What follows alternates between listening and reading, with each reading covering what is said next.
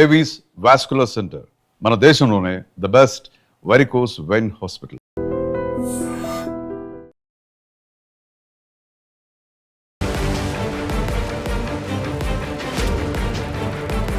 నమస్కారం, welcome to I dream media. నేను మీ సంగీత. ఇక మీదట పెళ్లి చేసుకోబోయే ప్రతి ఒక్క జంట కూడా కంపల్సరిగా హెల్త్ చెకప్స్ చేపించుకోవాలి అని చెప్పి ఉమెన్ దేశము జనవరి 1, 2026 నుంచి కొత్త చట్టాన్ని అక్కడ అమలు చేయడం అనేది జరిగింది. దీనివల్ల చాలా వరకు హెల్త్ ఇష్యూస్ ఏమున్నా సరే బయటకు వచ్చే ఛాన్సెస్ ఉంటాయి. అందులో ఎక్కువగా జెనెటికల్ ప్రాబ్లమ్స్ కానివ్వండి, హెచ్ఐవి కానివ్వండి, లేదంటే హెపటైటిస్ కానివ్వండి, ఇక పోతే ఇంకా కొన్ని ఇన్నర్గా కొన్ని సమస్యలు ఉంటాయి. అవి ఎవరికీ తెలియదు కూడా.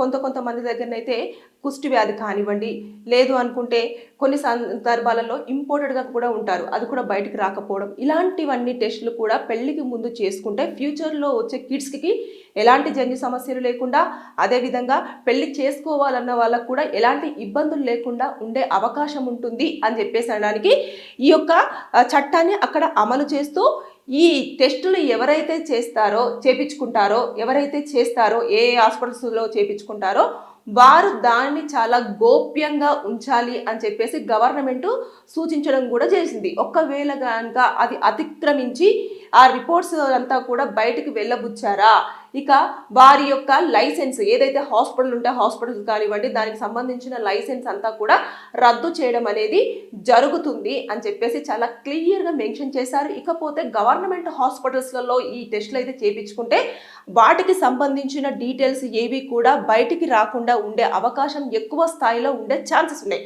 రీజన్ ఏంటంటే గవర్నమెంట్ ఆల్రెడీ చట్టం ప్రకారంగానే నడుచుకుంటుంది కాబట్టి, తర్వాత చట్టం ఏ చెప్తే అది దాన్ని ఫాలో ఎక్కువగా అవుతుంది కాబట్టి దానికి సంబంధించిన డీటెయిల్స్ అన్నీ కూడా ఉంటాయి.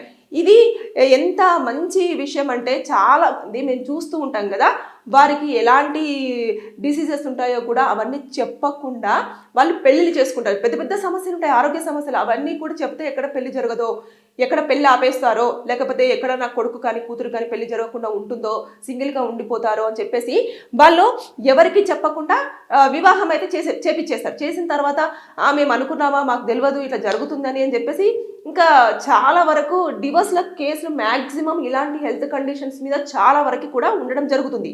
ఇక్కడ మనం చూస్తూ ఉంటే అక్కడ ఉమెన్లో పెట్టారు కాబట్టి అక్కడ కనుక ఆ చట్టం నిజంగానే అప్లికేబుల్ అయిపోయి జంటలు కొత్తగా పెళ్లి చేసుకునేవారు మ్యారేజ్కి ముందే ఆ హెల్త్ చెకప్స్ అన్ని చేయించుకుంటేనే వివాహం చేసుకుంటారు. అది కంపల్సరీగా అక్కడ మ్యాండేటరీ చేశారు కాబట్టి చాలా వరకు కొన్ని హెచ్ఐవి కేసులను కానివ్వండి, లేదు అనుకుంటే ఏదైనా ఇంపోర్టెడ్గా ఉన్న వాళ్ళని కానివ్వండి, లేదు అంటే జన్యు సమస్యలు ఉన్న వాళ్ళని కానివ్వండి, మనం కొంచెం కంట్రోల్ చేసినట్టు వారికి ఏదైనా ఎక్కువ స్థాయిలో ఏదైనా డిసీజెస్ ఉంటే వాటికి మెడిసిన్స్ కానివ్వండి ప్రొవైడ్ చేయడానికి చాలా రకాలుగా ఆస్కారం ఉండే ఛాన్సెస్ ఉంది.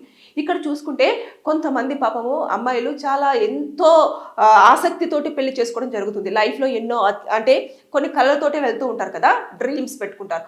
అలాంటి పెట్టుకున్న తర్వాత ఆ అబ్బాయి మోహభావంగా ఉండడం కానివ్వండి, దూరంగా మెయింటైన్ చేయడం కానివ్వండి, ఇలాంటివి జరుగుతూ ఉంటాయి. చేస్తే అప్పుడు ఏమవుతుందంటే నేను దీనికి పనికిరాను అని చెప్పేసి చాలా సింపుల్గా మాట చెప్తాడు, కానీ అది 4 గోడల మధ్యలో చెప్తాడు, బయట చెప్పలేడు. ఇంకా వాడు అసలు చెప్పడు కూడా, నేను మగవాడినే అని చెప్పేసి స్టాంప్ వేయించుకోవాలని చెప్పేసి అంటాడు. దానికి అసలు ఒప్పుకోవాలో తెలియదు, ఒప్పుకోవద్దో తెలియదు. ఇక్కడ మన దగ్గర చట్టాలు ఎలా ఉంటాయి, హెల్త్ అంటే పెళ్లికి ముందు ఇలాంటి మీరు టెస్టులు చేయించుకోవాలి అని చెప్పేసి ఎక్కడా కూడా మన చట్ట ప్రకారంగా లేదు కాబట్టి దాన్ని మనం డిమాండ్ చేయడానికి కూడా లేదు.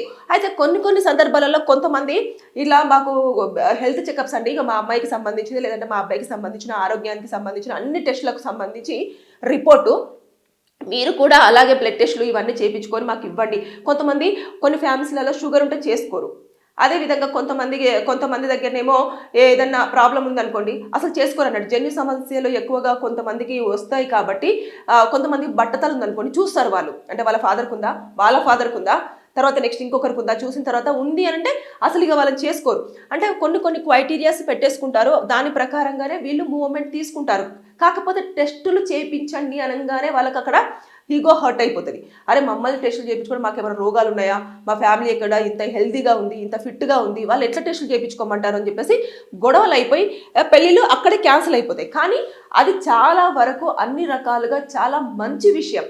ఇక్కడ ఉమెన్ ఒక్క దేశము జనవరి నుంచి స్టార్ట్ చేసింది, కానీ ఇది అంతటా వస్తే చాలా బాగుంటుంది అనేది మాత్రం అడ్వకేట్గా నేను చెప్తున్నా. చాలా వరకు చూస్తుంటే జెండర్స్ పరమైన సమస్యలు హస్బెండ్ తరపు నుంచి వెళ్ళి వచ్చే వాటిలలో ఎక్కువగా ఉన్నప్పటికీ కూడా వైఫ్ని నిందిస్తూ పిల్లల విషయంలో ఏదైనా జరిగితే మొత్తం ఫ్యామిలీని అంతా కూడా, అంటే అమ్మాయి తరపున ఉన్న ఫ్యామిలీని అంతా కూడా చాలా వరకు నానా తిట్లు తిట్టేసి ఆ అమ్మాయిని కొట్టడము, తిట్టడము, తర్వాత నెక్స్ట్ విడాకులు కావాలని చెప్పేసి రావడము ఇంకొక పెళ్లి కోసం. మళ్ళీ ఈవిడ జీవితం నాశనం చేసింది కాకుండా పిల్లల జీవితం నాశనం చేసింది కాకుండా ఇంకొకరిని పెళ్లి చేసేసుకొని వాళ్ళ జీవితం నాశనం చేయడం కోసం ఇదంతా విడాకులు కావాలి మాకు అని చెప్పేసి ముందుగా వాళ్ళే వస్తారు.